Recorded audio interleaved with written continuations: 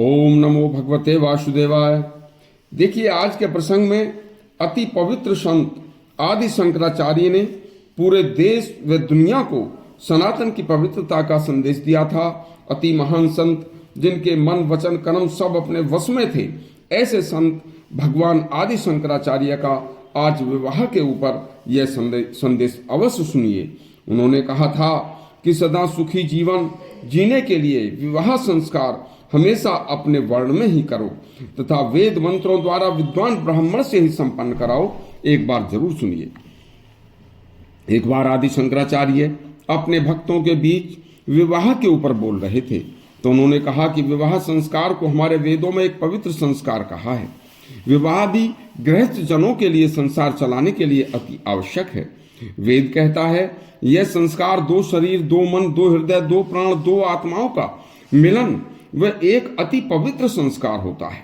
भगवान आदि शंकराचार्य बोले, देखो, विवाह एक दूसरे के शरीर का उपभोग करने के लिए नहीं होता, बल्कि जीवन भर एक दूसरे के सुख व दुख में, हंसी और खुशी का आदि में तालमेल के लिए होता है।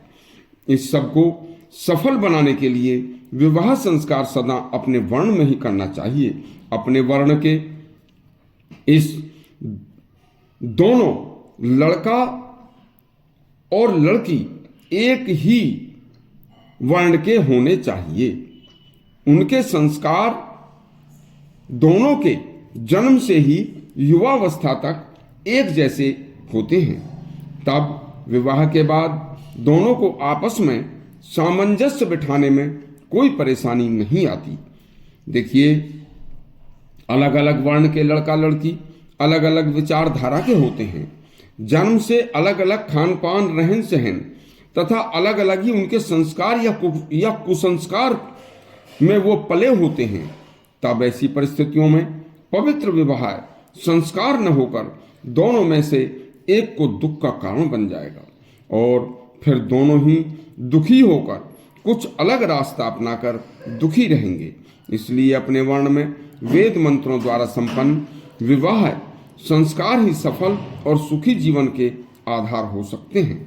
हमारी भारतीय संस्कृति में लाखों वर्षों से विवाह चार प्रकार के विवाह उत्तम विवाह संस्कार माने गए हैं। ब्रह्म विवाह, देव विवाह, आरण विवाह, प्रजापत्य विवाह।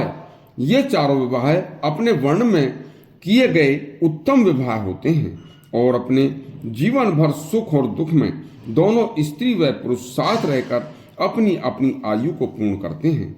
इसके अलावा चार प्रकार के विवाह और होते हैं। वह असुर विवाह, गंधर्व विवाह, राक्षस विवाह और पैशाच विवाह। ये चारों विवाह निकृष्ट और खराब विवाह होते हैं। इन चारों ही विवाहों में सुखी जीवन की राह मुश्किल ही होती है। इन चारों विवाहों में मिलजुल कर कमाने व खाने की तथा परिवार के और समाज के प्रति सेवा भाव की सोच में व पवित्रता में बहुत ही कमी होती है। इसलिए हमारे सनातन धर्म के सभी पवित्र ग्रंथों, वेद शास्त्रों में निहित जो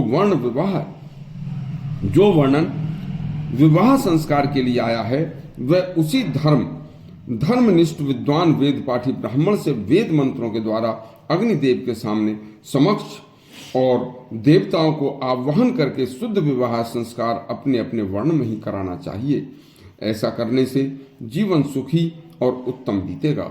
यदि आपको यह भगवान आदि शंकराचार्य का उत्तम विवाह संस्कार का प्रसंग अच्छा लगा हो तो हमारा चैनल सब्सक्राइब करें और घंटी दबाएं। धन्यवाद।